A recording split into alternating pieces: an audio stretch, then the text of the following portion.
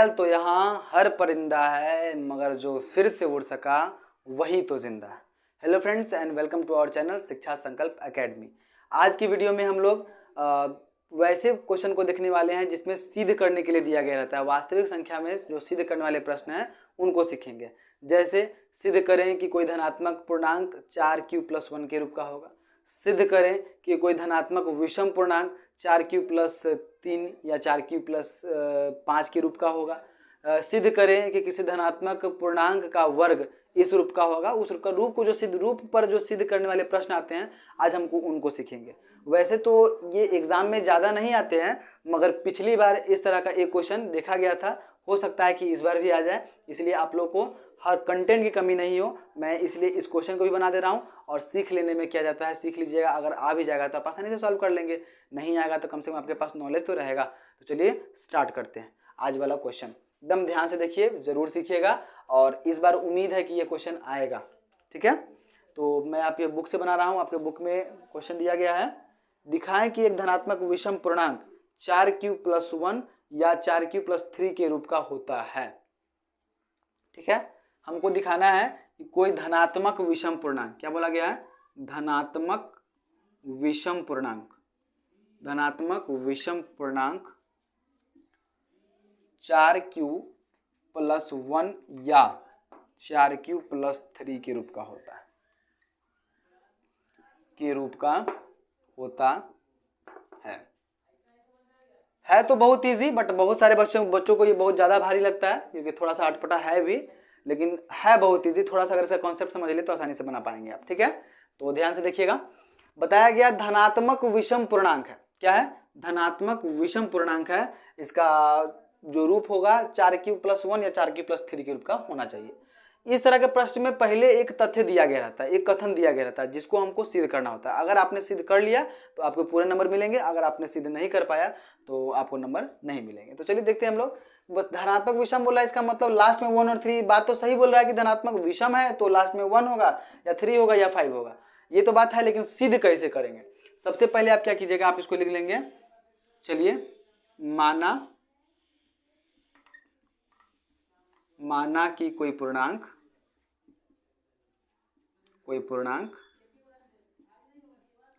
a बराबर 4q+1 है। ठीक है, जो दिया गया आप उसको ले लेंगे। ठीक ना, जो दिया गया है वो ले लेंगे। अब यहाँ पर आपको याद रखना है ये वाला फॉर्मूला जो मैंने पिछली वीडियो में बताया था, a बराबर bq+r, है ना। और इसी के साथ साथ ये भी बताया था कि इसमें जो r होता है वह 0 से बड़ा या बराबर हो सकता है, लेकिन जो b है उससे छोटा होगा, b से हमेशा छोटा होगा। ये बात मैंने बताई थी। और इसी फॉर्मूला का यहाँ पर काम होगा, इसी फॉर्मूला का यहाँ पर काम होगा। चलिए उसको हम लोग देखेंगे कि क्या काम होगा, देखते हैं। अगर आप ध्यान से देखें तो 4 जो है वह किसके स्थान पे है, वह b के स्थान पे है ना। तो हम यहाँ पे रखें क्या, b बराबर 4 रखने पर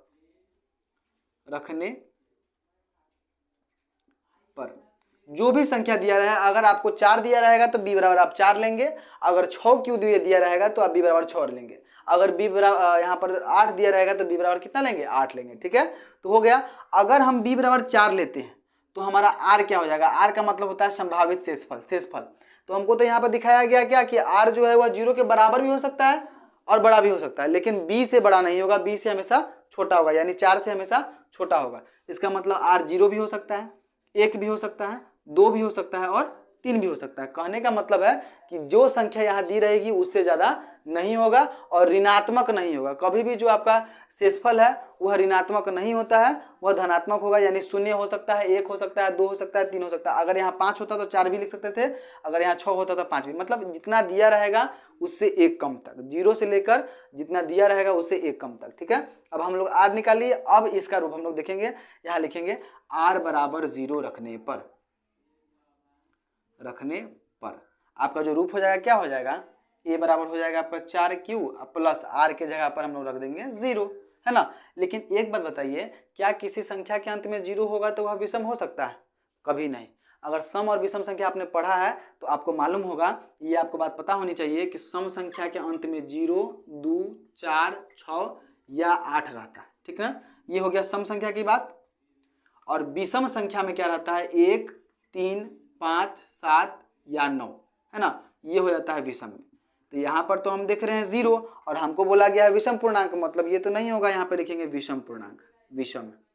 ठीक है, अब चलिए हम लोग लेते हैं r बराबर 0 हो गया। अब 1 की बारी है।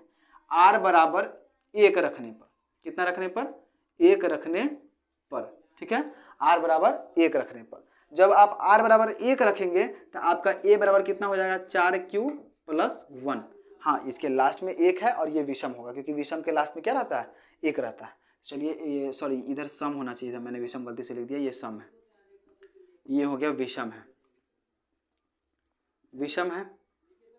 चलिए अब उसके बाद हमको ले लेंगे क्या, r बराबर 0 हो गया, 1 हो गया। अब हम किसको लेंगे, अब हम लोग लेंगे 2 को, r बराबर 2 रखने पर, 2 रखने पर r बराबर जब आप 2 रखिएगा तो आपका a कितना हो जाएगा, आपका a हो जाएगा 4q प्लस r के जगह पर आपको 2 रखना होगा, और लास्ट में 2 है, इसका मतलब क्या होगा, यह सम होगा। क्या होगा, सम।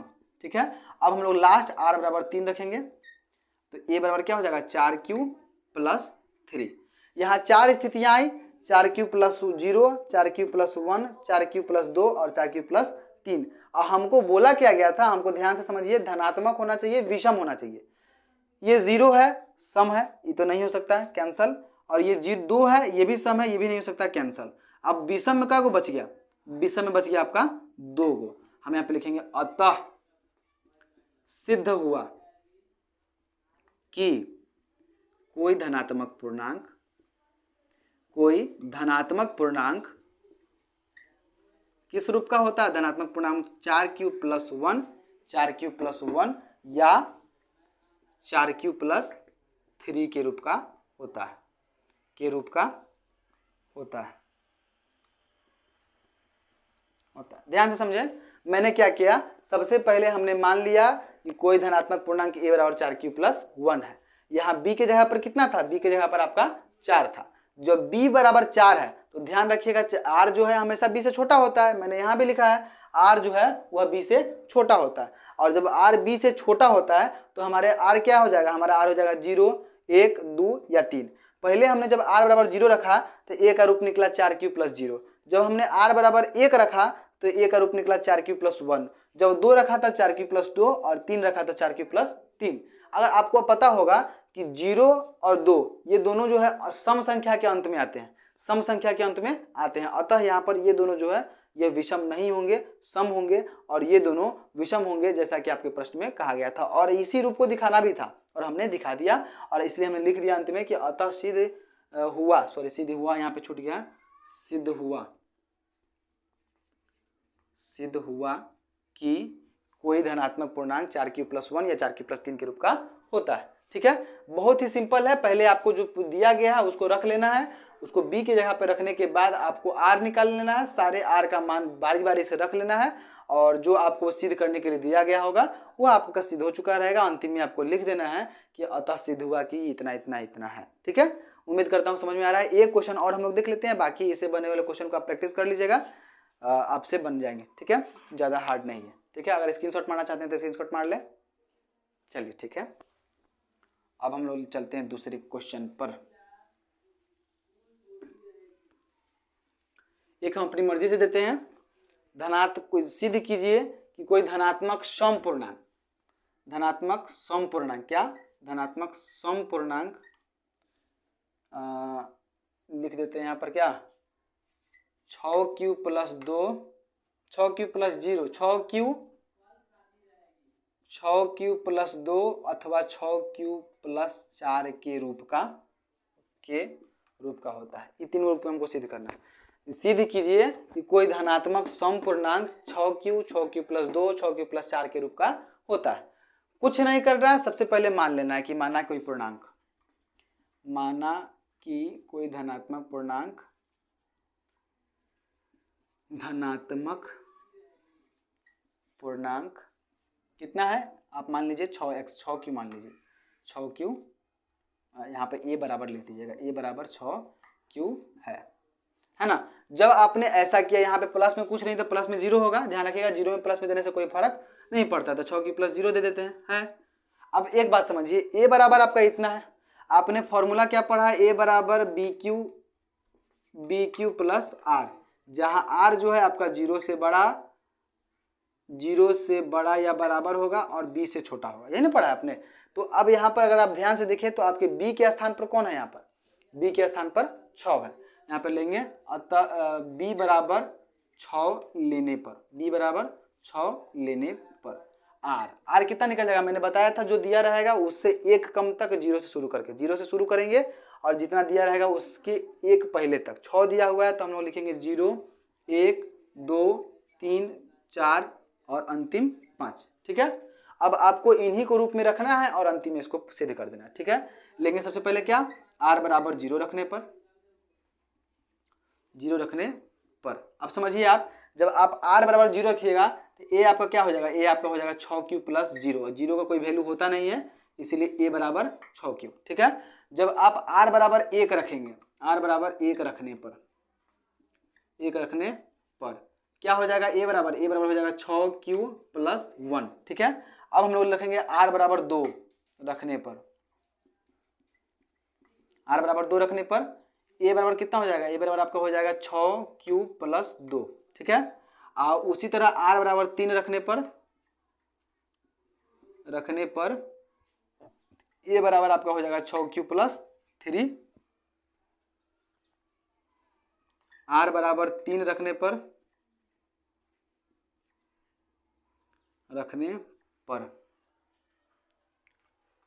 r बराबर 3 रख लिया, r बराबर 4 रखने पर, सॉरी, r बराबर 4 रखने पर क्या हो जाएगा? a बराबर आपका हो जाएगा 6 प्लस 4। ठीक है, और उसी तरह r बराबर 5 रखने पर a बराबर कितना हो जाएगा? 6 प्लस 5। अब थोड़ा समझेंगे सवाल में क्या बोला गया था। सवाल में बोला गया था धनात्मक हो और सम हो। जैसा कि लास्ट में 0 है, इसका मतलब ये सम होगा। ये तो लास्ट में 1 है तो सम नहीं होगा, ये विषम होगा। ठीक है, इसके लास्ट में 2 था इसलिए ये भी सम होगा। इसके लास्ट में 3 है इसलिए विषम होगा। लास्ट में 4 है इसलिए सम होगा, और लास्ट में 5 है इसलिए विषम होगा। आप जरा ध्यान दीजिए कि सम में कौन कौन आए। सम में आया आपका 6, सम में आया आपका 6 प्लस 2 और सम में आया आपका 6 प्लस 4, जो आपको सिद्ध करने के लिए कहा गया था। अब इसीलिए आप यहाँ पे नीचे क्या लिख देंगे? अतः सिद्ध हुआ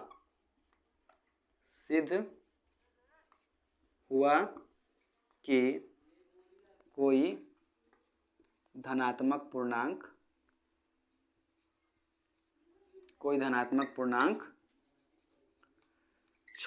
धनात्मक सम पूर्णांक, सॉरी सीधे धनात्मक पूर्णांक नहीं लिखेंगे, धनात्मक सम पूर्णांक लिखेंगे। सम पूर्णांक 6 प्लस 2 या 6 प्लस 4 के रूप का होता है,